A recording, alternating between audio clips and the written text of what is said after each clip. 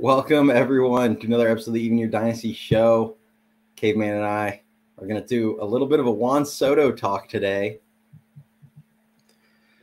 You mean the dream that we need to come true? Yeah. The guy that, every offseason, us Giants fans, we go through the same routine. We get our hopes up for a player. They don't sign here. Then we're like, we're never getting our hopes up again. And then we do it again. And then the season ends, and we go, all right, I'm ready to get hurt again. Yeah, that's been every offseason for like the last 5 years-ish. Yeah, exactly. Yeah. And, there's so many good gifts that can just accurately sum up the Giants in any of these situations. You hit it with one the other day where it was the Avengers don't give me hope. Yeah.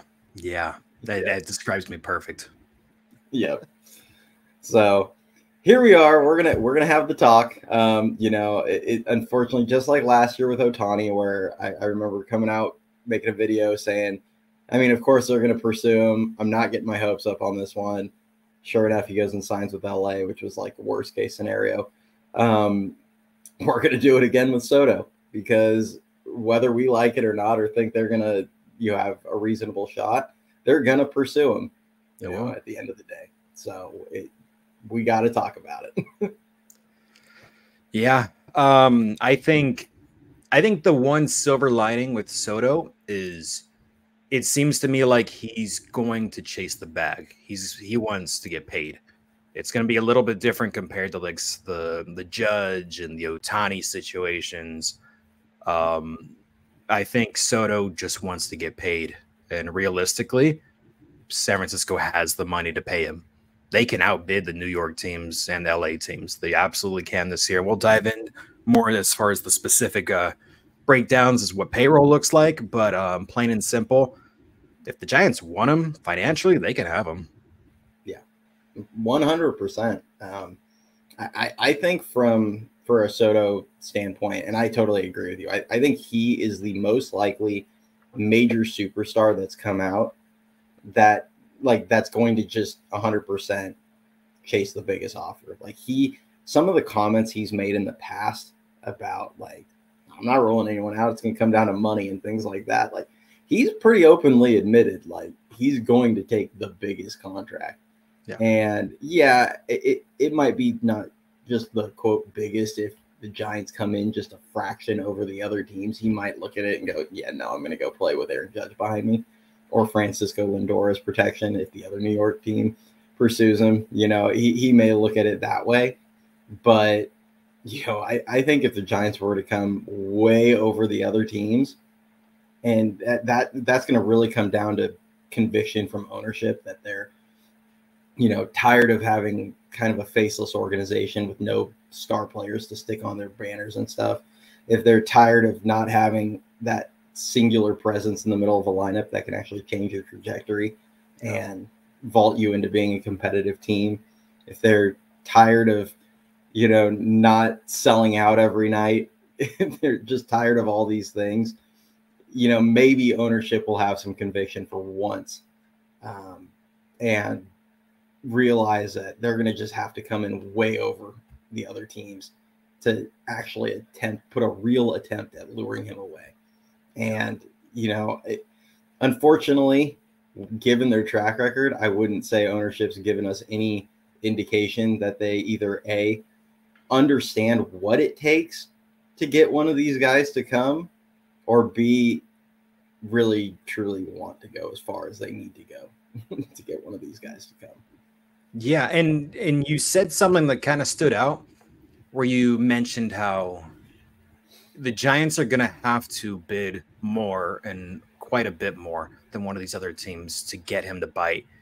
And it makes me think of a lot like when during the Ohtani pursuit, and, you had fans that were saying like, oh, he just didn't want to come to San Francisco. And, Farhan came out and was just like, well, we would have given him the same deal that he took with LA. But you got to, like you just touched on, you got to look at what you're comparing as far as, lineups and, teams in general when you're comparing the two. Like, yeah, if you're going to get the exact same deal to go and play with Mookie Betts and Freddie Freeman, or the exact same deal to go play with a Lamont Wade and Wilmer Flores. So it's like you can't really compare that. So like you just said, if you want Soto, you're going to have to outbid New York, and you're going to have to outbid them by quite a bit. And that's just the reality of it. And financially, you can do it. And like you did say, with as far as like ownership backing them up and whatnot, during the Posey press conference, you know, the Johnsons luckily didn't put their foot in their mouth for once. And I know, golf clap for that. But they basically said like, hey, look, you know, if we have to go over the luxury tax, we will. Like, whatever it takes to put a competitive team on the field. And I'm like, thank you for not saying another stupid break-even comment. So I mean, those two, if you factor in those two things, and like you touched on, it's long overdue for this organization to have a bona fide star in the lineup. Yes, you have a lot of, you know, A grade and B grade players, or a handful, I should say, as far as like the Matt Chapmans and the Logan Webbs, and then, you know, hopefully Snell stays. But this team is lacking a bona fide superstar. You're the only team in the Bay Area market now, which is a huge market. You've got the money to spend. You're committed to about like what 117.5-ish million going into next season. So it's like you've got quite a bit of money to play with. You know your needs. You know what it's going to take just based after the previous pursuits. Realistically, if they've won them, they can have them. It's just you got to commit, and you got to go either all in. You can't do none of this, you know, well, we'll do the same deal that they do. No, you got to say we will not be outbid. Go ahead. If you want to match this New York, by all means, go ahead and overpay, but we're going all in on this much, and you got to stick to your guns. Yeah. I mean, you said, and just to be clear, the 117, that's going to be the Giants in relation to the competitive balance tax. That's actually going into 2026. Yeah, because we had a whole discussion yesterday on like the Giants could just blow past the cap for one more season and possibly get back under by 2026. And when we say blow past, I mean this franchise could honestly try and like actually announce itself as a serious franchise and say we're not going to roll over for the LAs and San Diegos and go. They're not going to do this. Let's be honest, but they could afford Soto, Adames, and Snell. Absolutely. And just say, you know what, we're going to go way past for a year. Like we're going to just blow past like multiple thresholds. We're going to have like a top 4 payroll, and then with guys coming off the books, as well as, you know, maybe you move a Jordan Hicks and eat a chunk of his salary, but like make some savings. Like they might be able to finagle their way back under the tax as soon as, you know, 2026. Yeah, and it might be 2027. Yeah, but yeah, it's not difficult to do that. And I get it, because you would make those moves, and then it probably would tie your hands a bit on doing anything other than like working moves around the margins on the following offseason. But I think your youth is kind of in a spot where you'd have to kind of go into it hoping, all right, we're going to make these moves, and then we're also going to get a boost when Eldridge comes. And we're also have all these young players that we think could be contributors around the margins, where, like Ricky said the other day on the live show, you can have like cheap controllable players that are at least net positives essentially on your roster, so that way you can afford to have these absurd contracts. And yeah, it's just this organization in this market, they would make so much money. And you said something the other day, you sent out a tweet where it was like, if you're willing to give Ohtani $7 million a year, like you should be willing to just turn around and hand that offer to Juan Soto, especially after the impact we saw from Ohtani without providing anything on defense or pitching this season. Like he's going to win an MVP. And yes, Soto's not going to go 50-50.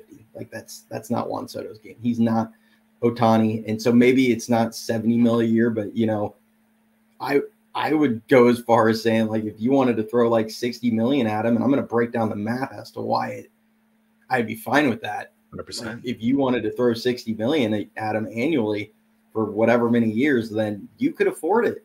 You can, and still field a competitive team. Yeah. Because I don't think there's going to be a shortage of teams that are willing to go to 50. I really don't. Nope. But I do think there's a shortage of teams that are going to be willing to go to 60. And like we said, it's going to take an overpay. No, that's the truth. And yeah, I did tweet that out a couple of days ago where I was just like, if you're willing to give Ohtani that type of deal, there's no reason you shouldn't be willing to give Soto it. And I'm not necessarily saying, you had to do that crazy, stupid, deferral and all that, but it's just going annual salary, like you mentioned. And like you touched on, I mean, there's a glimmer of hope as far as like the farm system is concerned. You got a handful of guys that are, like you said, that are, above average, potentially really, really good players. And you got a potential star in Eldridge, which could make an appearance as soon as this upcoming season. More realistically, probably the following one. But I mean, we all know who it is. You got the Eldridge, you got the Tibbs, you got, guys like that who could potentially make an impact on the roster and be a above average and very good player on a very controllable type of rookie contract. So you don't necessarily need to go into the 26 offseason with a bunch of, positions that you need to address in free agency. If, like you said, if you've got Eldridge already locked up at first, Bailey behind the plate, you got Adames locked up in the middle infield, Fitz in the middle infield, Chappie, you got Ramos still in the outfield, you got Soto in there, you got Snell and Webb as your 1-2 punch on the rotation. It's like you can go into this upcoming season and next season with that core and think like, what, we're pushing the first, second level, the CBT luxury tax, but we don't have to go and address one particular position because we've got the youth movement along with these 3-4 massive contracts that are our stars on the team. Like, we're set right here. And then all that's going to happen is the payroll's only going to increase around the league. You're going to fall under the luxury tax. Some, you can free up some other guys' contracts that are, a little excessive on your team to make some room. You can finagle it that way and get under the luxury tax while still having a competitive team on the field. So it's like, there's a lot of ways that you can approach this. Yeah. I mean, think about after next season, Robbie Ray's going to probably be on an expiring contract going into 2026. Like, would you have to eat a chunk of that 25 mil? Yeah, probably. But, there's no reason you couldn't say 15 of it, pay 10 to just tell them to go away basically to another team. And then they'll eat 15 because, at that point, some team might look at him and go, yeah, I mean, we're willing to give this guy 15 million to, give us 160, 170 decent innings. There are teams around the league that's like a mid or back of the rotation starter nowadays is 10 to 15 million dollars. So there's plenty of teams that would probably be willing to do that. I mean, you saw that with Manaea. Yeah, that's exactly what the Mets did. 100%. Worked out pretty good for them. Yeah, they're pretty happy. Yeah, he's only starting game 2 of the NLCS for him, so he's arguably their best pitcher for a chunk of the year, at least like second best. Yeah, same. So it's pretty crazy. I mean, and so now I'm going to kind of dive into the math, and then we're going to talk a little bit about, aside from the overbid, kind of how I think the Giants need to approach this situation. We'll go into that, but the math as to why I've said, it makes sense, and it's not difficult for them to be able to do this stuff or to hand out some absurd contract like we mentioned, like $60 million. The math behind that is simply, if you look at the top 10 payrolls this season, or the top payrolls in the league this season, the Giants, if they had $60 million tied up in Juan Soto, like let's just hypothetically, like that money is tied up in Soto now. If they wanted to stay under the competitive talent balance tax, next season that tax is $241 million. So that leaves them 80. We'll just say 80 because they would want to be under. So that leaves them $180 million with the rest of the 25 guys on the active roster to fill it out to stay under the tax. And I mean, obviously it's not going to be next season. They would go way over next season, but kind of in the future. With that $180 million, if you took that and compared it to the payrolls around baseball, that would put them at the number 11 highest payroll. So there's no reason they couldn't field a competitive team and be able to still compete, even when that contract goes sideways, which, with Juan Soto going into his age 26 season next season, you're thinking it's probably not going to go sideways for a while. And the competitive balance tax goes up $3 million in 2025 or 2026, I'm sorry. And then after that, it's going to be negotiated in the collective bargaining. But it usually goes up like $3-4 million a season, because I think it was 237 last season. It's going to be 241 and 240 in 2025, and it'll be 244 in 2026. So it continually goes up a few million bucks. So by the time that contract hopefully goes hopefully it doesn't, but like by the time it goes sideways, it'll hopefully be 8-9 years in the future. The competitive balance tax might be up another $25 million or $30 million for that first threshold.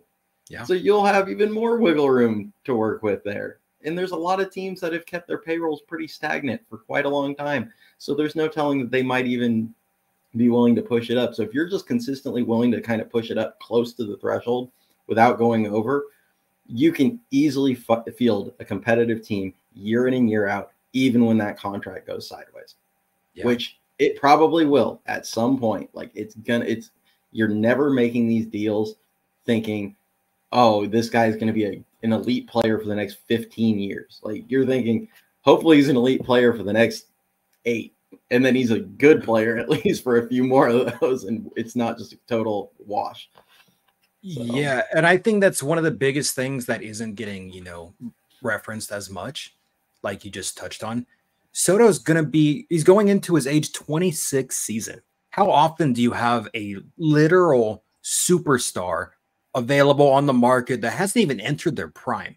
He's going to be in his 26th season. The only one I can think of. The only one I could think of was Harper, because besides that, a lot of these guys that have been, going into free agency and testing the market as the last few years have been going into their age, 29 season, 30, 31, 32. Like they're still in their prime, but like we just locked up Matt Chapman, who's going into his 31. Like you're going to get him at the tail end of his prime and then towards the end of his career, which nothing wrong with that. Don't get me wrong, but it's so rare that you get a literal superstar on the market, which is just going to be 26. Like literally, like you touched on, give him a, 13-year deal. He's going to give you solid production for the vast majority of that. So that's one of the bigger things that I think, people aren't looking at quite as much, because you got to take that into consideration. Yeah, 100%. And it's just, and then the other part of the financials is going to be the Giants would make so much money off of him. Exactly. Like this isn't, yes, he's not Shohei Ohtani. And that's the thing I see sometimes out there where guys are like, well, you can't, Ohtani was going to make the Dodgers, like he's an international cash cow. Like he's going to make the Dodgers billions of dollars. So they don't care about handing out that money. And I'm like, you think Juan Soto is going to struggle to make the Giants money in the Bay Area, where they've been superstar starved for, outside of really Posey? They didn't really have one since Bonds, and even Posey wasn't necessarily the most marketable player, but he was very marketable in San Francisco because he was our superstar, and he was beloved, and he still is, and they'll still sell his jerseys for as long as, forever. Yeah. And it's like you could get a guy like Soto, and if he is as good as he has been in his whole career, even for a few years, like this city would just, or this Bay Area would just go nuts for the guy. Oh, for sure. He would they would make so much money. And with the Mission Rock stuff already, and the park paid off, and all these different things, like they are not going to lose money on that contract. Like that is a box office player that they would be bringing in. Dude, so, you're talking sellouts every day just to see Juan Soto. You're talking merch and jersey sales through the roof. You're talking, like you said, it's not just going to be a Bay Area thing. it's going to be a complete, around the country thing. It's going to be insane. You're going to have fans literally, I want to go to Oracle to go see Juan Soto. Like, it's going to be huge. And it's like, you look at some of these, other Bay Area teams that have, brought in bona fide superstars. Like, when the Warriors brought in Kevin Durant, for instance, like that, they were already good, but that just took them to a whole nother level. You had sellouts on a consistent daily basis just to, go watch that star play. So it's like, yes, you're going to be forking out a big contract to Juan Soto, but you're going to make so much money. We know the Johnsons love doing that. Yeah. And that's the only thing that's like a glimmer of hope is like the Johnsons love making money. So maybe they'll look at that and go, yeah, we'll actually make money off this thing. So, yeah, I mean, we'll see. Now, I want to kind of touch on, because obviously it's very unlikely. Like I would put the odds at like anywhere from like 1 to 5% that the Giants would actually close this deal, because that's about right. Now, if the ownership shows a conviction, I'd probably bump that up to like 20% odds. Like if ownership basically comes in with the mindset, which, we may or may not actually ever find out if they were willing to, go to absurd lengths. Maybe he is a guy that just decides I'm in New York. I'm where I should be. I'm in the biggest city, on the in the US, on the biggest market, and I'm just gonna on like the biggest name franchise. And even if I am second fiddle to Judge, I'm still gonna be huge. And maybe that's his mindset, and he wants to have the protection of Aaron Judge hitting behind him. Whatever. I mean, I think the guy's gonna be a Hall of Famer no matter what, no matter where he plays. So I don't think he's needing Judge to put up absurd numbers, but maybe that is what he wants. But I will say, if the Giants are going to be serious about wanting to do this, the one thing I do believe to my core is that they cannot enter this offseason with Judge being, with Soto being, quote, the play. Like, no. A couple years ago, it was Judge. Last year, it was Ohtani. This year, you should have a willingness to go get Soto for whatever cost, no matter where your payroll is, when he makes his decision. Because the reality is he might push this to, January, February. Like, there are players that have been pushing this deeper and deeper into the offseason. So you need to be prepared for this to take a while. And if it does, especially with his agent being Scott Boras, who tends to drag things, like if it does take a while, you can't just sit there and let everybody else dry up off the market. Like you can't do it. So you need to go into next offseason and be hammering down trying to get Snell signed. You need to be hammering down trying to get Adames signed. If you can't get Adames, maybe you're getting a Hassan Kim or chasing an Anthony Santander or Teoscar Hernandez or something like that. Like, you need to go out and try and get, and I'm not saying Kim's a middle of the order hitter, but you need to go out and like try and get a middle of the order hitter, pitcher. You need to go try and get these things. And then if Soto, still have that standing, we're putting out the biggest offer for Soto. And if he does happen to take it, you can't just go, oh, well, we just handed out a bunch of money. Like, you need to just do it. And no, absolutely. You nailed it, because in my opinion, 2 years ago when they missed out on Judge, I think the Giants kind of went into panic mode, and that's why they brought in Haniger and Conforto.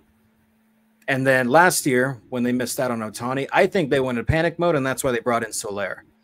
Because it's like you touched on, you're so focused on one guy that you let the rest of the market just dry up. And then once you get your hopes up, you're like, oh, shoot, now we got to go and get somebody. You go and panic buy and overpay for a guy that gives you, nothing compared to what their contract is going to live up to be. So it's like, you cannot do that this season. Like you said, you have to go into the mindset like, hey, like you just touched on hypothetically, we need to land Adames, Soto, and Snell. Like, those are the three biggest positions that we need. We're not going to get our hearts set on just one. We need to get all three. And if, like you said, if you don't get all three, if you get one and not the other two, or two and not the other one, okay, cool. Then you pivot. Okay, where can we address this position need now that we missed out on this guy? Oh, we missed out on Snell. Damn, let's go ahead and go get a Corbin Burns. Oh, we missed out on Adames. Okay, let's pivot and go shift our targets to Hassan Kim. Oh, we missed out on Soto. Okay, at least we got the other two and fill those positions. Let's go after Santander or something, like you just touched on. So it's like you got to go into that mindset where you're prepared to pivot if you miss out on one of these guys, but you do not. The worst thing you can do is miss out on all three, hypothetically. I mean, 100%. Like, it's just, and that's just, they do it every year, and that's the most frustrating part, I think, for every Giants fan. And, you know, with Judge, I do remember they did sign Haniger before. I think Zaidi's goal was to fill both corners with Judge and Haniger. And then he freaked out and went and got Conforto, Stripling, Minaya. And, I mean, the Minaya one ended up being not a bad deal. They just pivoted off him too early. But, like, he went and freaked out and got a bunch of guys that were just not really the move. You know, they weren't needle moving, but they tried to make it the whole like sum of its parts thing where, okay, we got a bunch of quality players. Maybe we'll be competitive and decent. And really all it did was block young players from opportunities for the whole season and put you in some bad deals. And it's just, to me, it's just important that you go get these guys. And the other part of that is how much better does this team look to Juan Soto if you sign Blake Snell and Willy Adames? So much better. I mean, yes, Willy Adames is not Aaron Judge. You know, Elliot Ramos is not Aaron Judge. Nobody is even going to try and pretend those guys are the same caliber of Aaron Judge. And right now he's got Jazz Chisholm and, you know, Aaron Judge hitting on either side of him. I think that's how they've been setting their lineup. But, you know, he's got protection on both sides. But at least if you're putting Elliot Ramos, who was an all-star last season, and Willy Adames, who has made an all-star team and just had 111 RBIs last season, if you're putting those two guys around Juan Soto, he doesn't have to look at this like it's an unserious situation. You know, he's not looking at the Giants going, yeah, I've got nothing around me. Like, those are quality hitters on either side of him.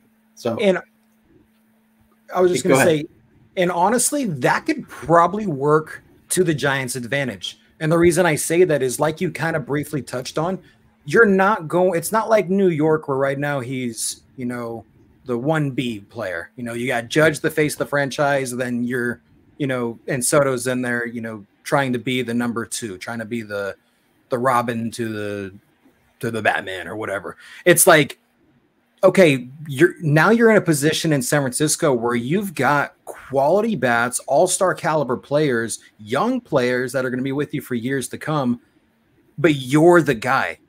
Like, they're fully capable of holding their own and protecting you in the lineup, like you touched on, with an Adames, with a Ramos, even a Chappie in like a 5, 6, 7 hole.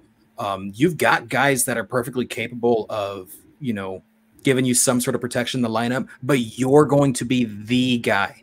And I think, like, if it all depends on what, you know, Soto's looking for, whether it's purely money, whether it's legacy, whether it's a combination of both, whatever it is that's, you know, really making him want to, you know, set his sights on a certain team in particular, you can use that to your advantage. You can use that in negotiations. Like, hey, yeah, we don't have an Aaron Judge on our team, but guess what? You're going to be our guy. You're not going to have to compete with somebody to try to be the face of this franchise. You've got young guys going to be with you for years to come. You've got guys that were all-stars. You got guys that give you 100-plus RBIs. They give you 25-plus home runs, even in Oracle Park, backing you up in this lineup that we're going to build around for years to come, but you're going to be the face of the franchise. So I think if you give him that kind of spiel, you put that competent team in front of him, and you give him a bag $60 million salary per year, it's going to be very, very tempting. Yeah, and that's really all you can do is put your best foot forward, and at least put a real effort out, and not just match offers with the teams that he's going to go back to. That, as Ricky said, and I put it in the short yesterday. Like, everyone knows, like, you're putting that kind out, and you're not going to actually get them. Like, Like we're all aware of that because there's too much evidence that points to it. So yeah, I mean, I think you're right though. It's going to just come down to, you know, what he wants at the end of the day, and if they do give him that opportunity, you know, we'll see if it pans out. But I mean, prediction, he'll go back to New York. After all this, we laid out all the reasons why we think they could make it work, and they shouldn't try and make it work and go to whatever lengths necessary.